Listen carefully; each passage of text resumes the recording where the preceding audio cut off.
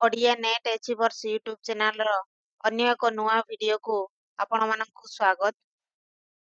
City ସାହିତ୍ୟ ସମ୍ପର୍କରେ ଆମେ ପୂର୍ବ ଭିଡିଓରେ 30 ଗୋଟି ପ୍ରଶ୍ନ ଉତ୍ତର ଆଲୋଚନା କରୁଥିଲେ।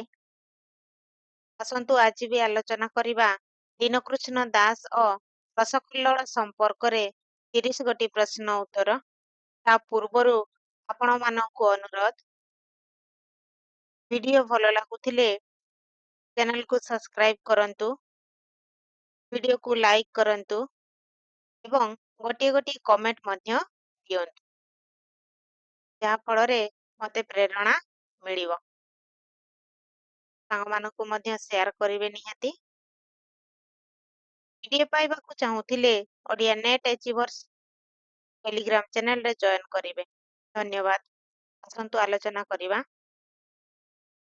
ଦୀନକୃଷ୍ଣ ଦାସ ଓ ରସକଲ୍ଲୋଳ ସମ୍ପର୍କରେ 30 ଗୋଟି ପ୍ରଶ୍ନ ଉତ୍ତର।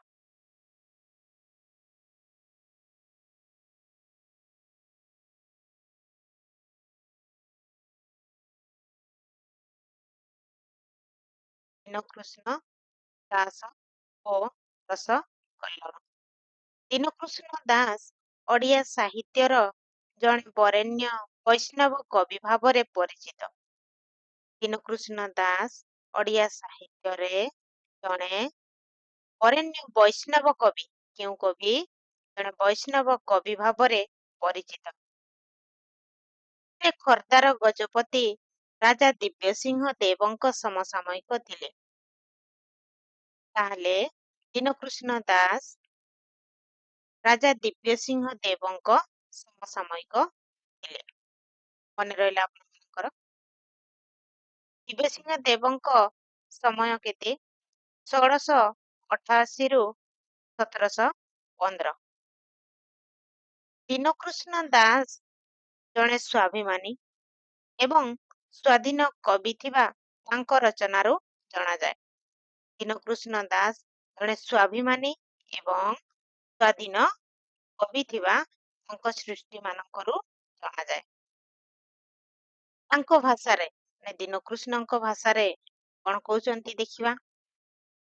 କବିଜା କରେ ମୂର୍ଖକୁ ସ୍ତୁତି, ଏଥିରୁ ବଳି ନାହିଁ ବିପତ୍ତି, ଏଥିକି ପ୍ରତି ଛାତିରେ କାତି ମାରିବା ଭଲ ହେ। ତାର ଅର୍ଥ କଣ? କବି ଯୋଉ ମୂର୍ଖକୁ ସ୍ତୁତି କରିବ, ଏଥିରୁ ବଳି ଆଉ ବିପତ୍ତି ନାହିଁ। ମୂର୍ଖକୁ ସ୍ତୁତି କରିବା ଅପେକ୍ଷା ନିଜ ଛାତିରେ କାତି ମାରିବା ଭଲ ବୋଲି କହୁଛନ୍ତି। ତାଙ୍କ କୃତି ଗୁଡ଼ିକ ପୁଣି ଦେଖିବା କଣ କଣ। ତାଙ୍କ କୃତି ଗୁଡ଼ିକ ହେଉଛି ରସକଲ୍ଲୋଳ, ରସ ବିନୋଦ, ଆର୍ତ୍ତତ୍ରାଣ, ଚଉତିଶା ଇତ୍ୟାଦି ପ୍ରଧାନ। ମନେ ରହିଲା? ରସକଲ୍ଲୋଳ, ରସ ବିନୋଦ, ଆର୍ତ୍ତତ୍ରାଣ, ଚଉତିଶା। ରସକଲ୍ଲୋଳ ଦୀନକୃଷ୍ଣ ଦାସଙ୍କର ସର୍ବଶ୍ରେଷ୍ଠ କୃତି। ଶ୍ରେଷ୍ଠ କୃତି କଣ ତାହେଲେ ଦୀନକୃଷ୍ଣ ଦାସଙ୍କର? ରସକଲ୍ଲୋଳ କାବ୍ୟ। ପ୍ରୀତିଯୁଗର ଏକ ମହତ୍ୱପୂର୍ଣ୍ଣ କାବ୍ୟ ମଧ୍ୟ। ରସକଲ୍ଲୋଳ କାବ୍ୟଟି ପ୍ରୀତିଯୁଗର ଏକ ମହତ୍ୱପୂର୍ଣ୍ଣ। ଶ୍ରୀକୃଷ୍ଣଙ୍କର ଲୀଳାକୁ ଆଧାର କରି ଏହା ରଚିତ। କାହାକୁ କେନ୍ଦ୍ର କରି ରସକଲ୍ଲୋଳ କାବ୍ୟ ରଚନା କରିଛନ୍ତି କବି ଦୀନକୃଷ୍ଣ ଦାସ? ଶ୍ରୀକୃଷ୍ଣଙ୍କର ଲୀଳାକୁ କେନ୍ଦ୍ର କରି ରଚନା କରିଛନ୍ତି। ଏହି କାବ୍ୟର ପ୍ରତ୍ୟେକ ପଦର ଆଦ୍ୟ ଅକ୍ଷର ମାନେ କଣ? ରସକଲ୍ଲୋଳ କାବ୍ୟର ଆରମ୍ଭ ଅକ୍ଷର ହେଉଛି କଣ? କ। ପଦର ଆରମ୍ଭ ଅକ୍ଷର ହେଉଛି କ।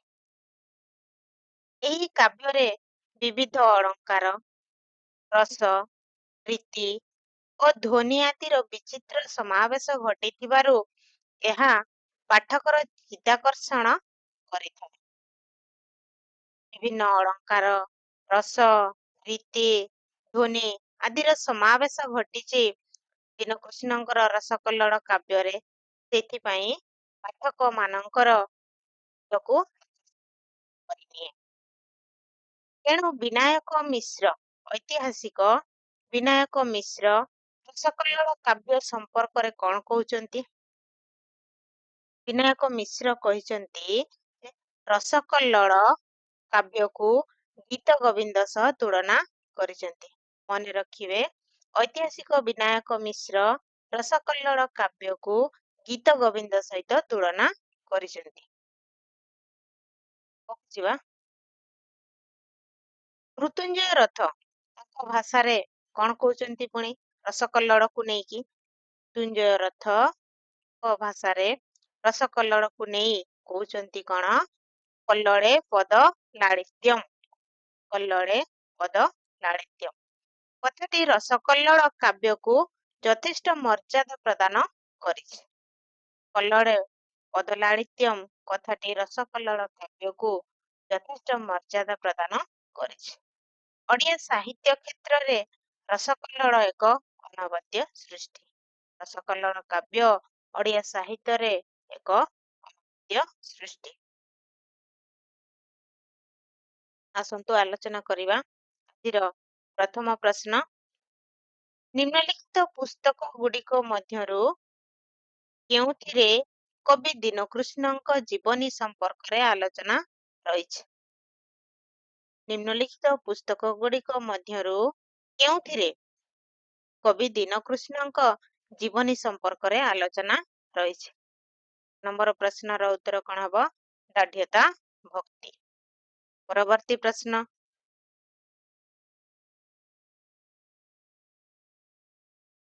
ଦୀନକୃଷ୍ଣ ଦାସ ଦି ଜଣ ନୁହେଁ ଜଣେ ବୋଲି କିଏ ଯୁକ୍ତି କରିଛନ୍ତି? କିଏ ଯୁକ୍ତି କରିଛନ୍ତି ଯେ ଦୀନକୃଷ୍ଣ ଦାସ ଦୁଇ ଜଣ ନୁହନ୍ତି ଜଣେ ବୋଲି ଯୁକ୍ତି କରିଛନ୍ତି? 2 ନମ୍ବର ପ୍ରଶ୍ନର ଉତ୍ତର କ'ଣ ହେବ? ଡି। ଆର୍ତ୍ତବଲ୍ଲଭ ମହାନ୍ତି ଯୁକ୍ତି କରନ୍ତି ଯେ ଦୀନକୃଷ୍ଣ ଦାସ ଦୁଇ ଜଣ ନୁହନ୍ତି, କେବଳ ଜଣେ। ପରବର୍ତ୍ତୀ ପ୍ରଶ୍ନ। ପୁରୁଷୋତ୍ତମେ ଯାର ବାସ ନାମ ତାହାର କୃଷ୍ଣ ଦାସ, ଜାତିରେ ଅଟଇ କରଣ ପଣ୍ଡିତ ବିବେକ ସୁଜାଣ। ଦୀନକୃଷ୍ଣଙ୍କ ସମ୍ପର୍କରେ ଏ ପଦ କାହାର? ଦୀନକୃଷ୍ଣ ଦାସଙ୍କ ସମ୍ପର୍କରେ এই ପଦଟି କାହାର? 3 ନମ୍ବର ପ୍ରଶ୍ନର ଉତ୍ତର କ'ଣ ହେବ? ଏ ରାମଦାସଙ୍କର। ପରବର୍ତ୍ତୀ ପ୍ରଶ୍ନ। କେଉଁ ପୁସ୍ତକର କବିତା ଆବୃତ୍ତି କରିବା ଦ୍ୱାରା ଦୀନକୃଷ୍ଣ କୁଷ୍ଠରୋଗରୁ ଆରୋଗ୍ୟ ଲାଭ କରିଥିଲେ ବୋଲି ଲୋକବିଶ୍ୱାସ ରହିଛି? କେଉଁ କବିତା ଆବୃତ୍ତି କରିବା ଦ୍ୱାରା ଦୀନକୃଷ୍ଣ ଦାସଙ୍କୁ କୁଷ୍ଠରୋଗରୁ ଆରୋଗ୍ୟ ମିଳିଥିଲା? କେଉଁ କବିତା? ଆର୍ତ୍ତତ୍ରାଣ ଚଉତିଶା। 4 ନମ୍ବର ପ୍ରଶ୍ନର ଉତ୍ତର କ'ଣ ହେବ? ଆର୍ତ୍ତତ୍ରାଣ ଚଉତିଶା। ପରବର୍ତ୍ତୀ ପ୍ରଶ୍ନ, ଆଗକୁ ଯିବା। ଦି Rasakallola or Waves of Delight is most popular poem in Odisha. ଏହି ଉକ୍ତିଟି କାହାର? ଏହି ଉକ୍ତିଟି କାହାର? 5 ନମ୍ବର ପ୍ରଶ୍ନର ଉତ୍ତର କ'ଣ ହେବ? John Beames. Rasakallola or Waves of Delight ଗ୍ରନ୍ଥଟି କାହାର? ଜନ୍ ବିମ୍ସଙ୍କର।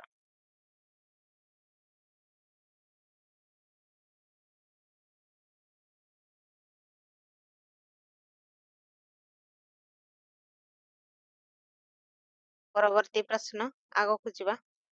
6 ନମ୍ବର ପ୍ରଶ୍ନ। ଆଧ୍ୟାତ୍ମିକ ଭାବନା ଓ ଚେତନା ଦୃଷ୍ଟିରୁ ଦୁଇ ଦୀନକୃଷ୍ଣ ଯେ ଦୁଇ ସ୍ୱତନ୍ତ୍ର ବ୍ୟକ୍ତି, ଏଥିରେ ସନ୍ଦେହ ନାହିଁ। ଏହା କାହାର ଉକ୍ତି? ଆଧ୍ୟାତ୍ମିକ ଭାବନା ଓ ଚେତନା ଦୃଷ୍ଟିରୁ ଦୁଇ ଜଣ ଦୀନକୃଷ୍ଣ ଦୁଇ ଜଣ ସ୍ୱତନ୍ତ୍ର ବ୍ୟକ୍ତି ବା ଅଲଗା ଅଲଗା ବ୍ୟକ୍ତି, ଏଥିରେ ସନ୍ଦେହ ନାହିଁ। ଏହା କାହାର ଉକ୍ତି? 6 ନମ୍ବର ପ୍ରଶ୍ନର ଉତ୍ତର କ'ଣ ହେବ? ସୁରେନ୍ଦ୍ର ମହାନ୍ତି। ସୁରେନ୍ଦ୍ର ମହାନ୍ତି କ'ଣ କହୁଛନ୍ତି? ଦୁଇ ଜଣ ଦୀନକୃଷ୍ଣ ଅଲଗା ଅଲଗା ବ୍ୟକ୍ତି। ପରବର୍ତ୍ତୀ ପ୍ରଶ୍ନ। ମଥୁରା ମଙ୍ଗଳ ଓ ରସକଲ୍ଲୋଳର କଥାବସ୍ତୁରେ କୌଣସି ନାହିଁ ବୋଲି କିଏ ମତ ଦେଇଛନ୍ତି? ମଥୁରା ମଙ୍ଗଳ ଓ ରସକଲ୍ଲୋଳର ବିଷୟବସ୍ତୁରେ କୌଣସିଟି ନାହିଁ ବୋଲି କିଏ ମତ ଦେଇଛନ୍ତି? 7 ନମ୍ବର ପ୍ରଶ୍ନର ଉତ୍ତର କ'ଣ ହବ? ସୁରେନ୍ଦ୍ର ମହାନ୍ତି। ପରବର୍ତ୍ତୀ ପ୍ରଶ୍ନ, କେଉଁଠି ଦୀନକୃଷ୍ଣ ଦାସଙ୍କ ରଚନା ନୁହେଁ? କେଉଁଠି ଦୀନକୃଷ୍ଣ ଦାସଙ୍କ ରଚନା ନୁହେଁ? ଗାଢ୍ୟତା ଭକ୍ତି ଦୀନକୃଷ୍ଣ ଦାସଙ୍କ ରଚନା ନୁହେଁ। ପରବର୍ତ୍ତୀ ପ୍ରଶ୍ନ, କିଏ ପ୍ରଥମେ ରସକଲ୍ଲୋଳ କାବ୍ୟର ଶୁଦ୍ଧ ସଂସ୍କରଣ ପ୍ରକାଶ କରିଥିଲେ? କିଏ ପ୍ରଥମେ ରସକଲ୍ଲୋଳ କାବ୍ୟର ଶୁଦ୍ଧ ସଂସ୍କରଣ ପ୍ରକାଶ କରିଥିଲେ? 9 ନମ୍ବର ପ୍ରଶ୍ନର ଉତ୍ତର କ'ଣ ହେବ? ଆର୍ତ୍ତବଲ୍ଲଭ ମହାନ୍ତି। ପରବର୍ତ୍ତୀ ପ୍ରଶ୍ନ, ଆଗକୁ ଯିବା। କାଳାନୁକ୍ରମ ପଦ୍ଧତିରେ ସଜାଅ, ମାନେ ସମୟ ଅନୁସାରେ ଆମେ ସଜେଇବା। 10 ନମ୍ବର ପ୍ରଶ୍ନର ଉତ୍ତର କ'ଣ ହେବ? ଏ।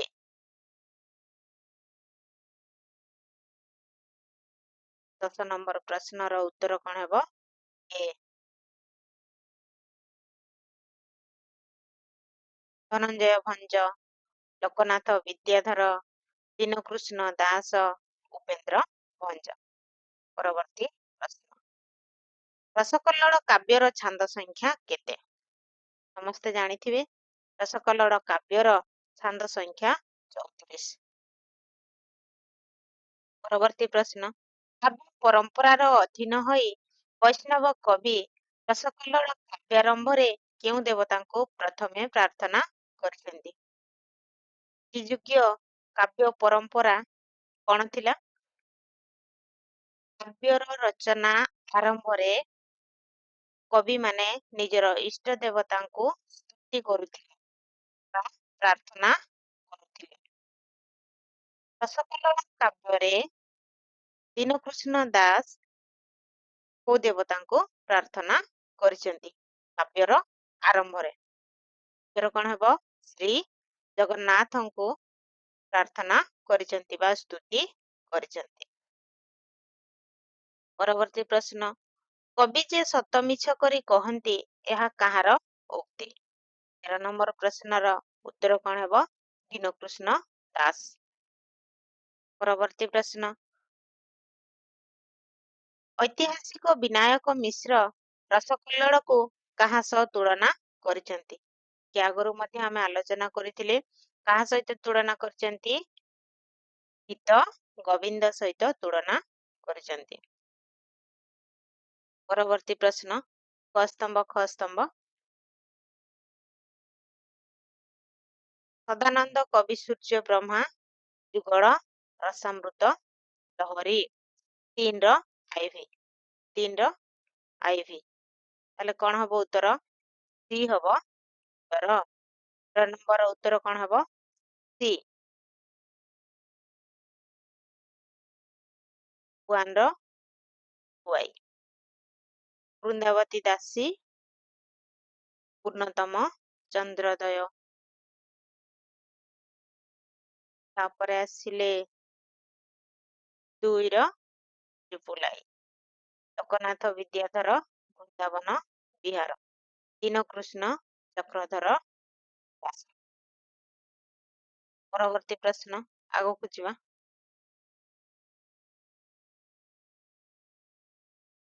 କେଉଁ କବି ଦୃଢ଼ ଭାବରେ ରାଜାଙ୍କ ନାମରେ ଗୀତ ଭଣିବେ ନାହିଁ ବୋଲି କହିଥିଲେ? କେଉଁ କବି ଦୃଢ଼ ଭାବରେ ବା ଦୃଢ଼ ଚିତ୍ତରେ କହିଥିଲେ ଯେ ରାଜାଙ୍କ ନାମରେ ଗୀତକୁ ଭଣିତା କରିବେ ନାହିଁ ବା ଭଣିବେ ନାହିଁ? କିଏ କହିଥିଲେ? 16 ନମ୍ବର ପ୍ରଶ୍ନର ଉତ୍ତର କ'ଣ ହେବ? ଦୀନକୃଷ୍ଣ ଦାସ। ପରବର୍ତ୍ତୀ ପ୍ରଶ୍ନ, ଜଗମୋହନ ଛାନ୍ଦର ରଚୟିତା କିଏ? ଜଗମୋହନ ଛାନ୍ଦର ରଚୟିତା ଦୀନକୃଷ୍ଣ ଦାସ। ପରବର୍ତ୍ତୀ ପ୍ରଶ୍ନ,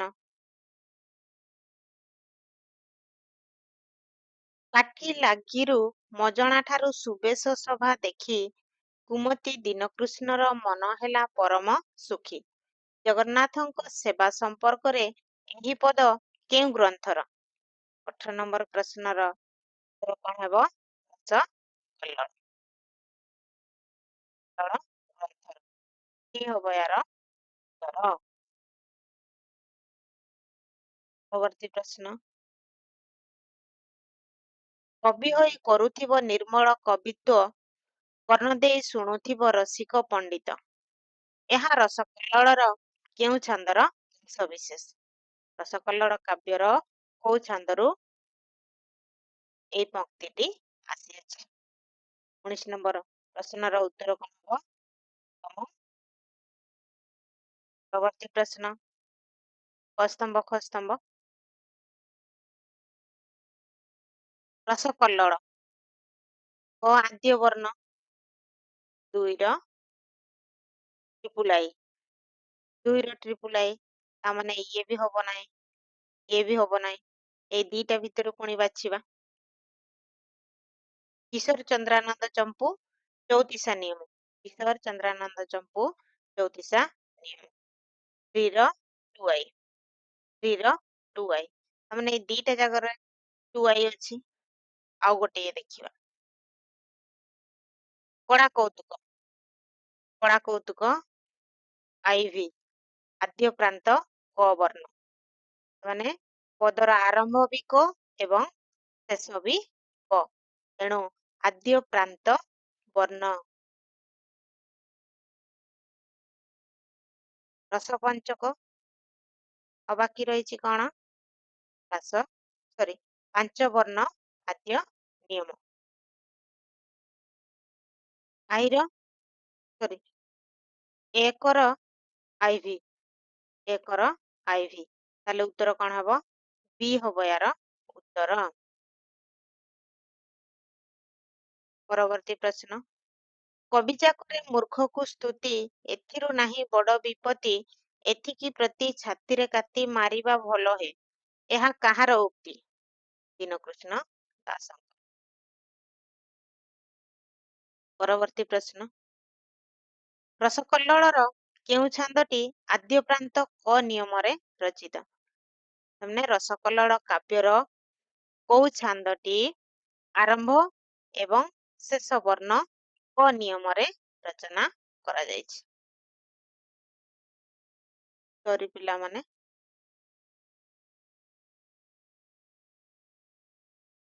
22 ନମ୍ବର ପ୍ରଶ୍ନ, ରସକଲ୍ଲୋଳର କେଉଁ ଛାନ୍ଦଟି ଆଦ୍ୟ ପ୍ରାନ୍ତ କ ନିୟମରେ ରଚିତ? 22 ନମ୍ବର ପ୍ରଶ୍ନର ଉତ୍ତର କଣ ହେବ? ପ୍ରଥମ ଛାନ୍ଦ। କେତେ ଛାନ୍ଦ? ପ୍ରଥମ ଛାନ୍ଦ। ପରବର୍ତ୍ତୀ ପ୍ରଶ୍ନ, 23 ନମ୍ବର ପ୍ରଶ୍ନ, କ ସ୍ତମ୍ଭ ଖ ସ୍ତମ୍ଭ। ବି ହବ ୟାର ଉତ୍ତର। ଚାଲନ୍ତୁ ଦେଖିବା କେମିତି।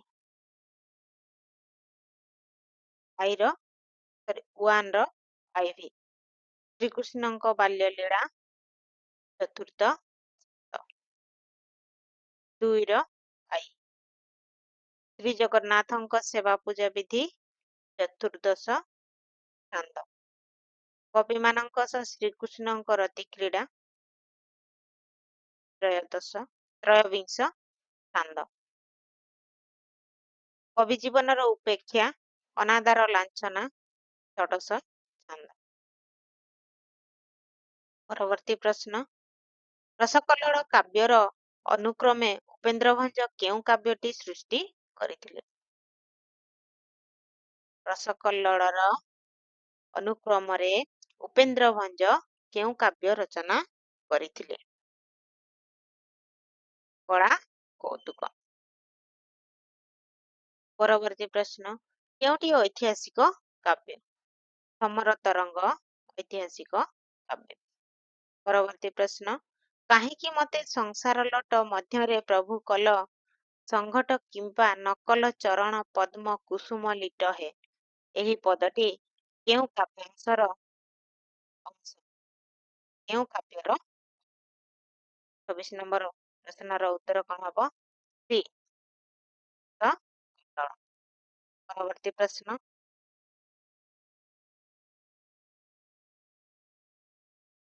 ତୁମକୁ ନାହିଁ ମୋର ଡର, ମୋ ପ୍ରଭୁ ବଡ଼େ ବଳିଆର, ଜଗତ ସୃଷ୍ଟି ଆନ ହେଲେ, ଗୀତ ମୁଁ ଆନକୁ ନ ବୋଲେ। 27 ନମ୍ବର ପ୍ରଶ୍ନ, ଦୀନକୃଷ୍ଣଙ୍କ ଏହି ଉକ୍ତିଟି କେଉଁଥିରେ ବର୍ଣ୍ଣିତ? 27 ନମ୍ବର ପ୍ରଶ୍ନର ଉତ୍ତର କ'ଣ ହେବ? ଆର୍ତ୍ତତ୍ରାଣ ଚଉତିଶାର ପଦଟିଏ। ପରବର୍ତ୍ତୀ ପ୍ରଶ୍ନ, କମ୍ପାରେଟିଭ ଗ୍ରାମାର ଗ୍ରନ୍ଥରେ କିଏ ରସକଲ୍ଲୋଳରୁ କେତେକ ସରଳ ସୁନ୍ଦର ପଦାବଳୀ ଉଦ୍ଧାର କରି କବିଙ୍କର ଭୂୟସୀ ପ୍ରଶଂସା? ଜନ୍ ବିମ୍ସ। 23 ନମ୍ବର ପ୍ରଶ୍ନର ଉତ୍ତର କ'ଣ ହେବ? ଏ ଜନ୍ ବିମ୍ସ। ଜନ୍ ବିମ୍ସଙ୍କ ଗ୍ରନ୍ଥର ନାଁ କ'ଣ? Comparative grammar. ଏହି କମ୍ପାରେଟିଭ ଗ୍ରାମାର ଗ୍ରନ୍ଥରେ ରସକଲ୍ଲୋଳ କାବ୍ୟର କେତେକ ସୁନ୍ଦର ସରଳ ପଦାବଳୀ ଉଦ୍ଧାର କରିଥିଲେ କିଏ? ଜନ୍ ବିମ୍ସ ଏବଂ ଦୀନକୃଷ୍ଣ ଦାସଙ୍କୁ ଭୂୟସୀ ପ୍ରଶଂସା କରିଥିଲେ। ପରବର୍ତ୍ତୀ ପ୍ରଶ୍ନ, ରସକଲ୍ଲୋଳ କାବ୍ୟଟିର ମୂଳ ଉତ୍ସ କେଉଁଠି? ରସକଲ୍ଲୋଳ କାବ୍ୟଟିର ମୂଳ ଉତ୍ସ କେଉଁଠି? ହରିବଂଶ। ପରବର୍ତ୍ତୀ ପ୍ରଶ୍ନ ଏବଂ ଆଜିର ଶେଷ ପ୍ରଶ୍ନ ମଧ୍ୟ, କାଳାନୁକ୍ରମ ପଦ୍ଧତିରେ ସଜାଅ। କି ହେବ ଏହାର ଉତ୍ତର? ଭୂପତି ପଣ୍ଡିତ, ବୃନ୍ଦାବତୀ ଦାସୀ, ଭକ୍ତଚରଣ ଦାସ, ଦୀନକୃଷ୍ଣ ଦାସ ଏବଂ ବ୍ରଜନାଥ ବଡ଼ଜେରା। ଇଏ ଥିଲା ଆଜିର 30 ଗୋଟି ପ୍ରଶ୍ନ ଉତ୍ତର ଆଲୋଚନା। ଆପଣମାନଙ୍କ ପାଇଁ ଉତ୍ତର ଭିଡ଼ିଓ ଭଲ ଲାଗୁଥିଲେ ନେଟ୍ ଆଚିଭର୍ସ ୟୁଟ୍ୟୁବ ଚ୍ୟାନେଲକୁ ସବସ୍କ୍ରାଇବ କରନ୍ତୁ, ଭିଡ଼ିଓକୁ ଲାଇକ୍ କରନ୍ତୁ, ସାଙ୍ଗମାନଙ୍କୁ ସେୟାର କରନ୍ତୁ। ପିଡିଏଫ୍ ପାଇବାକୁ ଚାହୁଁଥିଲେ ଓଡ଼ିଆ ନେଟ୍ ଆଚିଭର୍ସ ଟେଲିଗ୍ରାମ ଚ୍ୟାନେଲରେ ଜଏନ୍ କରନ୍ତୁ। ଧନ୍ୟବାଦ।